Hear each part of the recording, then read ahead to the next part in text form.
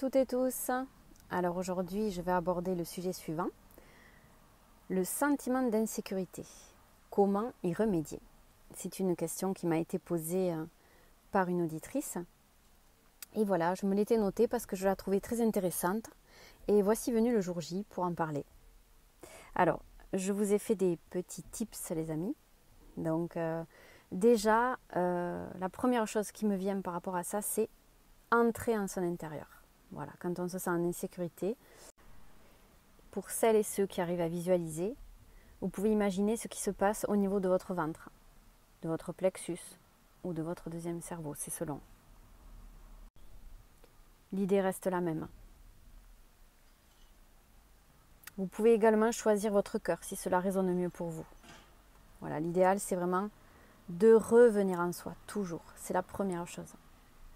Imaginez tout ce qui s'y passe. La digestion, la circulation sanguine, la fluidité de vos émotions qui passent, le battement de votre cœur, la douce paix et le calme qui règnent à l'intérieur de cette merveilleuse usine qu'est votre corps.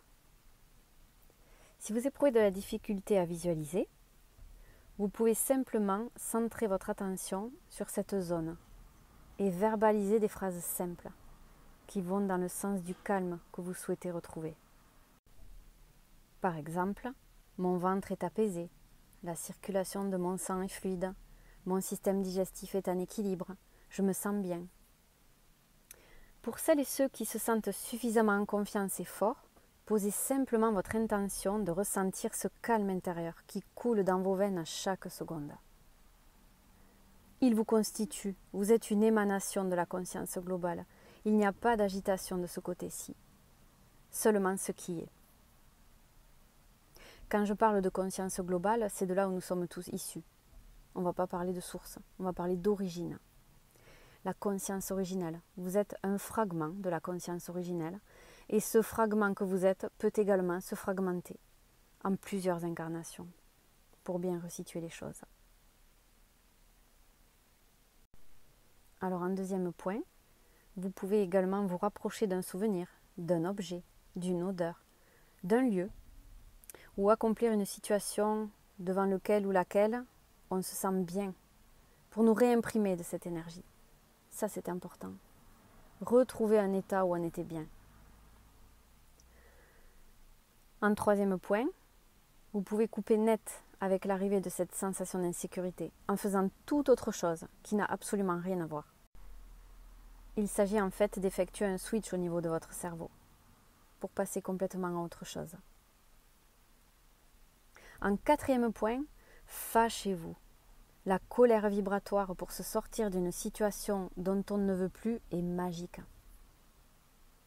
En développement personnel, je l'ai déjà dit dans une précédente capsule, on nous incite à nous mettre en mode peace and love, namasté, tout le monde il est beau, tout le monde il est gentil, bisounoursland au final. Mais non, comment pouvons-nous changer quoi que ce soit en étant en mode passif ? Il est temps de refuser et de ne plus consentir à ce qui nous dérange. L'insécurité en fait partie, tout comme sa petite sœur que vous connaissez sûrement très bien, la peur. Essayez, sur un malentendu ça peut marcher, comme dirait Michel Blanc. L'humour est toujours de rigueur mes amis, comme vous pouvez en convenir. La légèreté aussi, et c'est justement en prenant les choses avec plus de recul pour voir le tableau en entier, et non plus un point du tableau, que nous avançons le mieux. Vous en pensez quoi, vous? En cinquième point, rapprochez-vous de ce qui vous entoure, de ce qui est à votre disposition, naturellement, comme la nature et ses petits peuples, les animaux, les fleurs, les minéraux. Explorez, vadrouillez, redécouvrez. Tout est là pour nous accompagner, sur le chemin de notre conscience. Et les petits plaisirs se résument à des choses simples. Nous devons d'y revenir. En sixième point, vous pouvez également vous rapprocher d'une personne qui vous fait du bien, avec laquelle vous vous sentez à l'aise, qui est toujours de bons conseils. L'entraide humaine est une valeur qui a tendance à se perdre. Contrebalancez cette tendance. En septième point, décidez fermement de vous orienter vers une activité qui vous plaît. même si la motivation vous manque. Après avoir posé votre volonté, c'est en faisant que vous prenez bien souvent du plaisir. Vous avez remarqué? Parfois, il faut savoir tout lâcher pour s'orienter vers ce qui nous permet de nous sentir mieux. Notre bien-être et notre équilibre intérieur passent devant tout le reste. Et puis, de toute façon, si vous n'écoutez pas les signaux donnés par votre corps, il vous rappellera très rapidement à l'ordre. Et vous ne le savez que trop bien.